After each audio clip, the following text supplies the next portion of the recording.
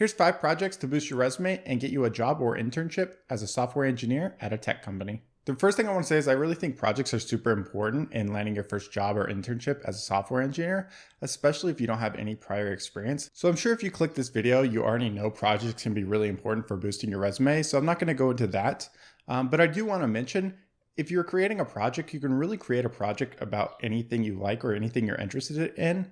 So while this list might be some useful projects if you don't have an idea for a project, if you do have an idea for a project and you're just worried about jumping into it or worried that it'll be too difficult or something like that, really break the project into smaller parts. And I really feel like you can make any project work. You might have to scale it back a bit at first, and then you can always expand on it later. These are just going to be some example projects though, to give you an idea of what projects you could make. Feel free to make these as personal as you want, add to them. Being passionate about your projects is really important too. That way during interviews, you can expand on your projects and really go into detail about why you made the project, what tools you used, and how you accomplished that. And one more thing before we get started, I would always recommend starting small on a small project first, and then if you want later on, you can expand it. But just remember that a finished project is always better than a bigger project that's unfinished. So I would really recommend starting on something that you know you can finish. So the first project I recommend is some sort of visualized project. So like a data visualizer, algorithm visualizer.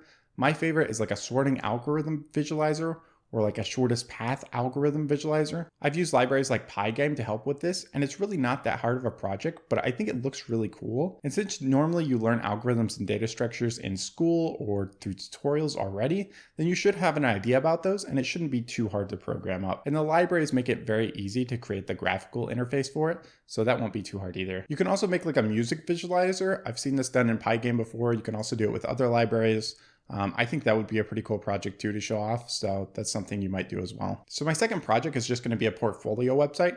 Yes, I know a lot of people say this for a beginner project, but I feel like it is a good beginner project to start out on, and you can always expand on it later. There's also a lot of ways you could go with this. You can make a very simple portfolio website, or you can get really advanced with it and do a lot of different things with it. So I feel like it's a good project you can always build upon. All right, so next is a personal favorite of mine, and that's building a video game. So you can do this with a lot of different libraries or tools, such as Unity, Godot. You can use Pygame even if you want to do it in Python, and just build a simple game like Flappy Bird or like another mobile game. Tic-tac-toe, Connect 4, something like that. Building a video game can be super fun, and there's a lot of different tools that can help you with it. And then also on top of that, I feel like it's a project where you can really build upon it a lot and add new features later as you go. And then also I feel like it's a good project to talk about with the interviewer and really explain your thought process in building this video game. All right, so number 4 is going to be a website that interacts with an external API in some sort of way.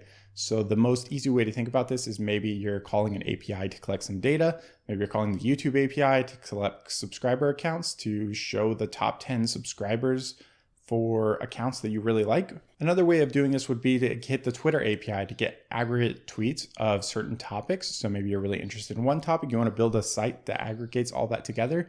You could do that. If you're a student and you use something like Canvas or Blackboard for your school, maybe you can interact with that API in some sort of way to like pull your calendar schedule for all your classes and stuff and maybe sync that somewhere or just show it on screen. There's a lot of different ways you can go with this to make it like more simple or more complex. But I feel like it's a good starting point and something visual that you can actually show. And since it's a website, it's easy to link to if during your interview, you want to show your interviewer what it looks like. This is why I think it's a really good beginner project for everyone. All right, so the 5th project is just going to be some sort of application. So this could be a desktop app, a mobile app, or even a web app, but just some sort of application that does something. So this could be like a notepad where you type things, a planner. There's a lot of different directions you could go with this. In the past, I've done a desktop productivity app with React and Electron.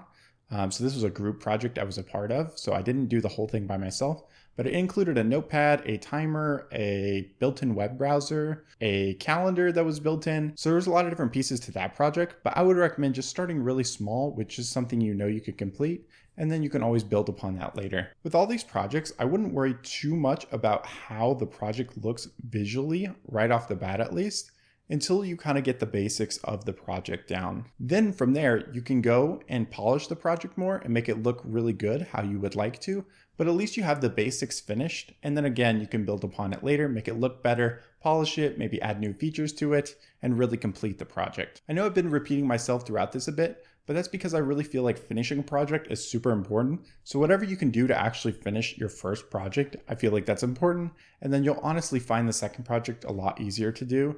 And then either expanding on that or building your third, fourth, and fifth project later on and creating bigger projects from there. It's just about getting started and really completing that first project. But I hope that was helpful. These are just some of the projects I would recommend. If you have any other projects that you think would be useful for other people, definitely leave them down in the comments below, or link to any projects that you've done in the past. I feel like there's so many different ways you can go with projects, and there's really no wrong answer to projects. I feel like you can build all sorts of projects, and as long as it's something you're passionate about and can finish, I feel like that's the right answer for you. So again, hope this was helpful. If you like this video, please subscribe and like the video. That really helps a lot with the YouTube algorithm. And yeah, that's going to be it, guys. Appreciate it and catch you later. Peace.